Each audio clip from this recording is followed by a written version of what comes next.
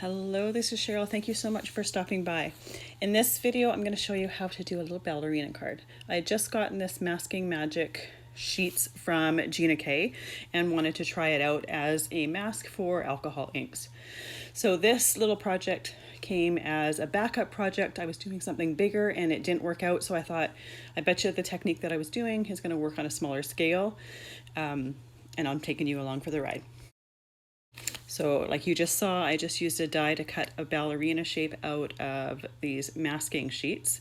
And my intent was to put them on Yupo and to use Copic markers for the alcohol inks and try to mask off the area and keep it the natural Yupo color. Now you'll see that it actually doesn't work the way I wanted, which is why the sample you saw in the thumbnail is different from, the image is not white. So I put my masking sheet in the center of this piece of Yupo, and I'm going to use my Copic markers here. I wanted to do just kind of a rainbow flowy look behind the silhouette. So I'm going to take my Copic markers and just scribble a little bit of each of the colors before I dilute them and spread them out.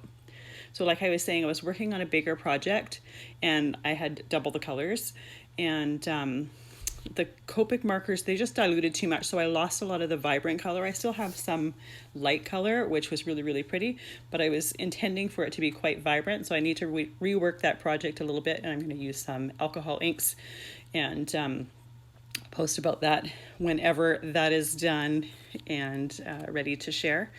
But so I'm taking my markers here, scribbling a little bit like you saw right over the mask, and then I'm going to take some isopropyl alcohol. This one's 99%, and I'm going to use an alcohol ink blower and blow those inks around. So I'm just trying to blow them outside from the center. I wanted it to look kind of just like a rainbowy, flowy thing behind the silhouette. And I've never used these sheets before, so I'm not too sure how they'll work with the alcohol ink, and if they will work as I am hoping. I have this idea of something in my head, and if this doesn't work how I'm hoping, I'm going to have to come up with something else, but you know, it's all an experiment. So when I'm doing this, once again, I'm losing some of the vibrancy of the color, so I'm going to try go back in and do a second coat just to get more intense color here. But I do love the flowiness of the alcohol inks with these markers, and it's a great way to use your Copic markers in a second way. And this is also a great way to create a quick card with just some color in the background without putting in a lot of effort. So this is the first coat done. I just took a look at it and I'm like, I want to get some more deeper color in the center, so I go back with my markers. And this is where the technique that I'm wanting to do goes wrong, because the masket sticker is lifting up, and that's probably because of the isopropyl that I was using to make the alcohol inks flow. It just didn't work. So plan B, we're going to just do the color in the center, and in the end I die cut a black silhouette of the dancer, and I'm going to apply that to the top. And in the end, I actually really like how it turns out. I think the white silhouette wouldn't have been quite dominant enough, just because the fact that these colors get quite a bit lighter. But that's part of the fun of creating, is trying something that's in your head, and then if it doesn't work, coming up with a plan B and altering your plan. So I'm going to do the exact same thing that I just did. I'm using a little bit of isopropyl alcohol in my alcohol ink blower to blow those colors out. And once again, this is just to get some flowy color behind the silhouette. So I don't work it a lot. I don't go over it again after this. It's just to get that color. I just wanted the idea of a dancer with the colors behind her. I have 3 girls that were in dance for quite a number of years, so I just have a soft spot for dance dies and dance silhouettes, and just wanted to create a card with it.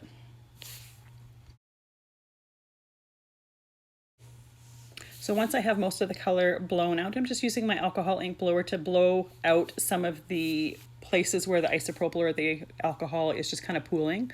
I'm also using it to help dry some of those areas. This is just because I was impatient at this point and I was wanting to try speed up the drying without taking out my Conair tool to speed it up. So I'm just using the alcohol ink blower. There's a point where the inks don't move anymore, so it's just helping speed up the alcohol ink drying. So now I have that die. I'm cutting a black silhouette of the dancer, and this particular die comes with fairy wings as well, that in the end I decide not to use, but at this point I thought I might. They didn't when I laid it down on there, they didn't show up as much as I was wanting. If they were solid wings, I think it might have been a little bit better, but these ones are just kind of veiny wings. So I end up only using the silhouette.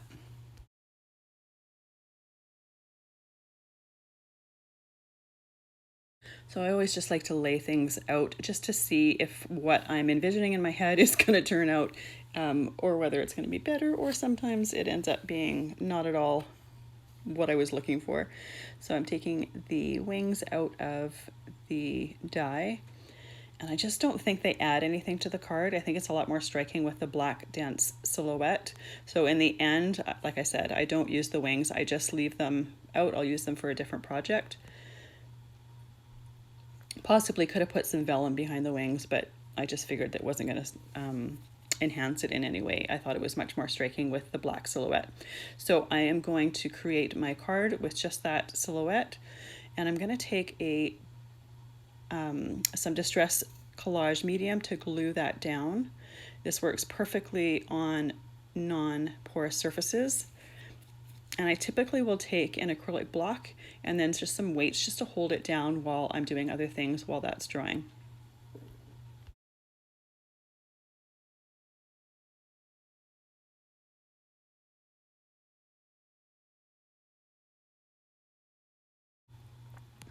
Now at this point I thought it would be nice to have a black mat on the card, but I didn't actually want to cut this big of a piece of black cardstock, so I just took a black Copic marker and ran it along the sides of the card. Now practice this on some scrap paper before doing this on an image piece that you love, because sometimes that marker will slip or whatnot and you'll end up ruining your image piece. But it is a really quick and inexpensive way to create the look of a mat, of a very narrow mat, without using extra cardstock. So I liked the way that looked, and I'm just using that same Distress Collage Medium to glue that Yupo piece on the back of a coordinating card. Of course, the card could be any of the colors in the background. I just chose one of the coral colors that came out with when the orange and the red blended. And once again, a super, super simple, very easy alcohol ink card.